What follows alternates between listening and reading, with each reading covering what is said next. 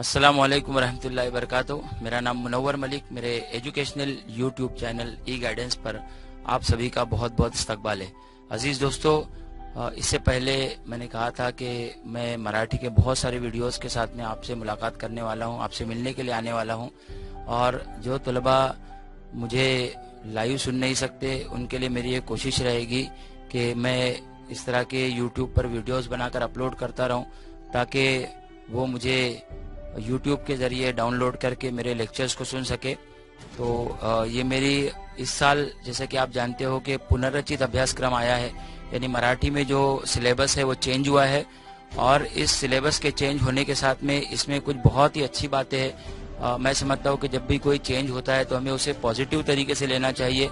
और ऐसे बच्चे जिन्हें ये लगता है कि उन्हें मराठी में बहुत ही कम नंबर आने का खदशा है, या उन्हें ऐसा लगता है कि मैं मराठी में फेल हो सकता हूँ, मेरे नंबरात बहुत कम आ सकते हैं, तो ऐसे बच्चे भी अगर मेरे इस वीडियो को देखें तो मुझे यकीन है कि वो अपने मराठी के मार्क्स बहुत ही बढ़ा सकते हैं और मराठी मजमून उनके लिए बहुत आसान मजमून होगा। इस मजमून को लेकर मेरी ये कोशिश रहेगी कि मैं शुरू से लेकर आखिर तक आपको गाइड करूँ, यानी हर एक सवाल और उस सवाल का जवाब किस तरह से लिखना है, मैं इसके ताल्लुक से आपको गाइड करने की कोशिश करूंगा। सबसे पहले हम बात करेंगे मराठी के कुछ ऐसे क्वेश्चंस की जो बहुत आसान है। मैं चलता हूँ सेक्शन 3 की तरफ, जो बहुत ही आसान है। उससे पहले हम ये जानने की कोशिश करेंगे कि घटक निहाय गुण विभागनी जिसको कहते हैं वो मराठी में किस तरह से होगी। सबसे पहले अगर मैं बात करूं तो यहाँ पर गद्य के लिए यानी असबाक के हिस्से के लिए 14 गुण यहाँ पर दिए जाएंगे। उसके बाद में पद्य का जो हिस्सा होगा यानी नज्मों का जो हिस्सा होगा उसके लिए जो है कुल मिलाकर 10 नंबरात यहाँ पर मुख्तस किए गए हैं।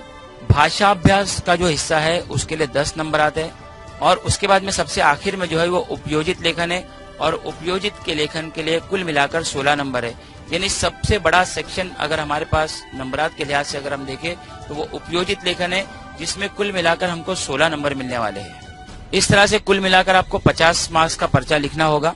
और विकल्प के साथ में अगर मैं बात करूं तो ये पेपर कुल मिलाकर 66 नंबर का पेपर होगा, जिसमें से 50 नंबर का पेपर आपको हल करना होगा।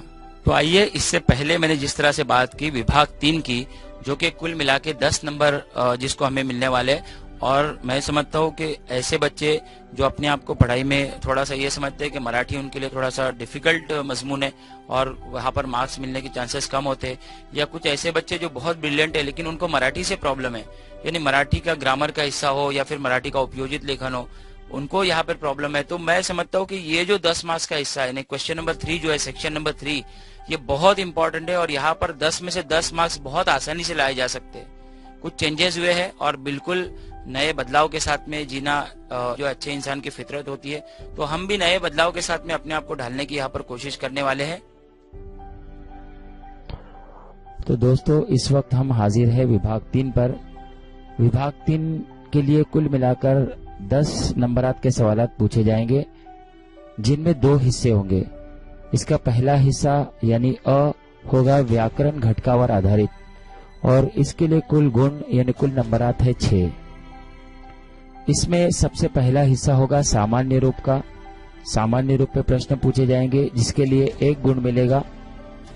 दूसरा हिस्सा इसका होगा समास का। समास में अव्ययी भाव समास और द्वंद्व समास, ये 2 समास पूछे जाएंगे जिसके लिए भी 1 नंबर हासिल होगा। तीसरा हिस्सा इसका होगा अलंकार का।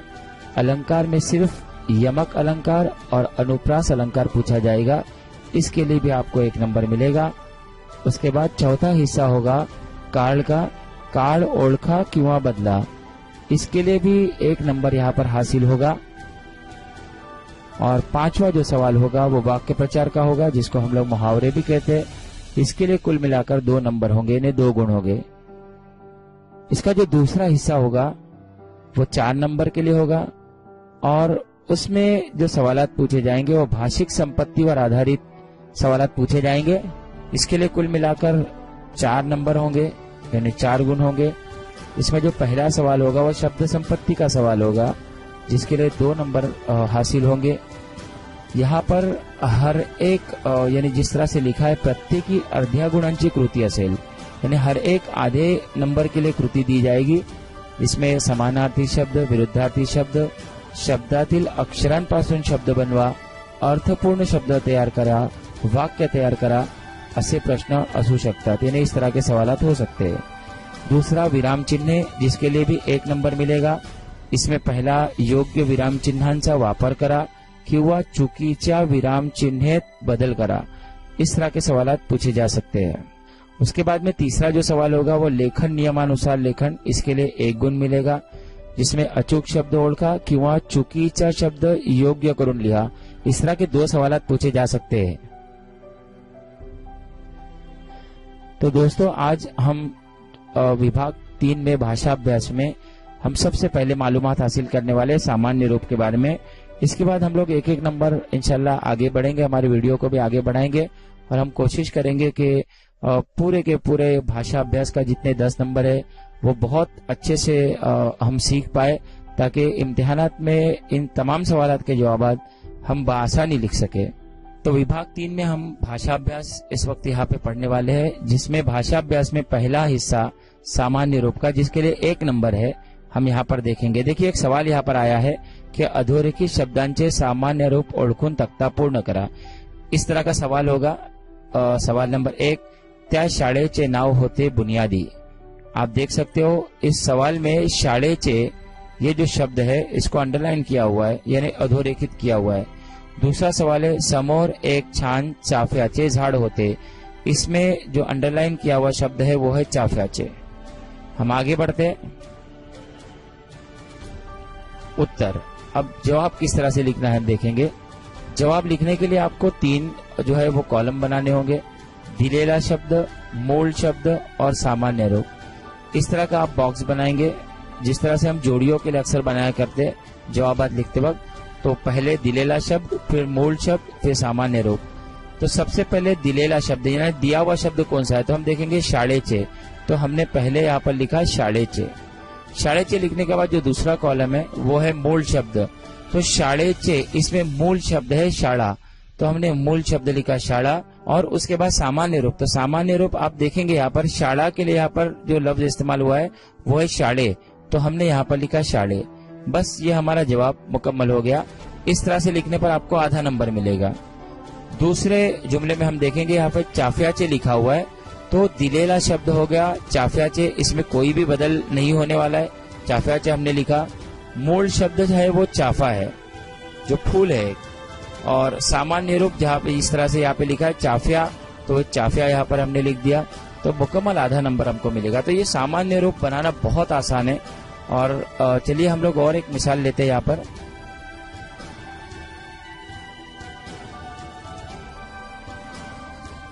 देखिए, अधोरेखित शब्दांचे सामान्य रूप ओळखून तक्ता पूर्ण करा. और यहाँ पे 3 मिसालें हम लोगों ने ली है. सबसे पहला, वडिलांनी माहिती सांगितली. दूसरा, वांदिले गुरुजी माझ्याकडे रागाने बघत. और तीसरा, माझ्या सासरी शिक्षणाचा गंधही नव्हता. जवाबात लिखते वक्त फिर से हम देखेंगे किस तरह के जवाबात यहाँ पर लिखना है हमको.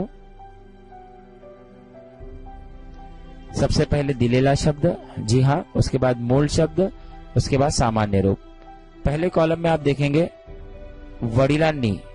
वडिलांनी जैसे है वैसे ही लिखा. मूल शब्द है यहाँ पर वडील, तो वडील लिखा.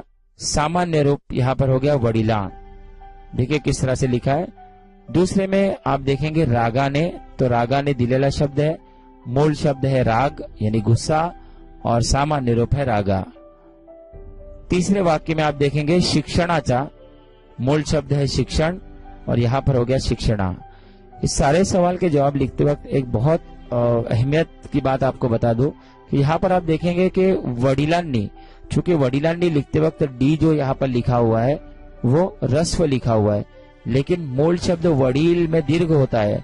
तो यहाँ पर ये बिल्कुल गलती नहीं होना चाहिए कि वडील हमको यहाँ पर रस्व नहीं लिखना है, बल्कि मूल शब्द जैसा होता है वैसा ही लिखना है. और वडीला में सामान्य रूप जैसे हमको दिया हुआ है वैसे ही हमने लिखा है, लेकिन मूल शब्द लिखते वक्त वडील जो हमने लिखा है, तो वडील में हमेशा डी जो रहता है वो दीर्घ लिखा जाता है. तो इस बात का खुसूसी ध्यान रखने की कोशिश करेंगे. और कुछ मिसालें यहाँ पर हल करने की कोशिश हम लोग करेंगे.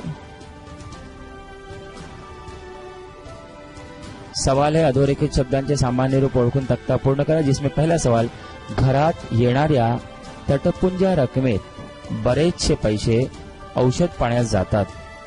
इसमें अंडरलाइन किया हुआ है, यानी अधोरेखित शब्द है घरात. दूसरा जो सवाल है उसमें हे कुटुंब मोठ्या आनंदात आहे. इसमें जो अधोरेखित शब्द है वो है आनंदात. तीसरा है अलीच्या सुपीक डोक्यातून निघालेला वेगळा तोडगा.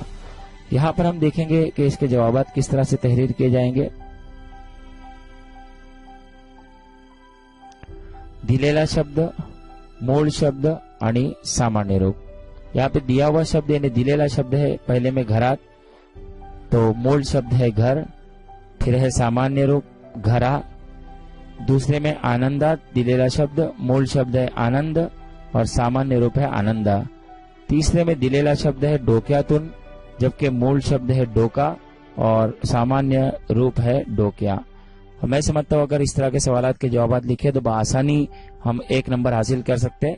तो ये और इस तरह के आगे के और वीडियोस के साथ में इंशाल्लाह आपसे मुलाकात होती रहेगी. तब तक के लिए आप सबसे विदा लेता हूँ. इंशाल्लाह इसके आगे का वीडियो बहुत जल्द अपलोड किया जाएगा. बहुत बहुत शुक्रिया. तब तक मेरे चैनल को जरूर आप लाइक कीजिए, कमेंट कीजिए और इसे शेयर भी कीजिए और ज्यादा से ज्यादा अपनी राय दीजिए कि और किस तरह के वीडियोस आप देखना चाहते हैं. बहुत बहुत शुक्रिया.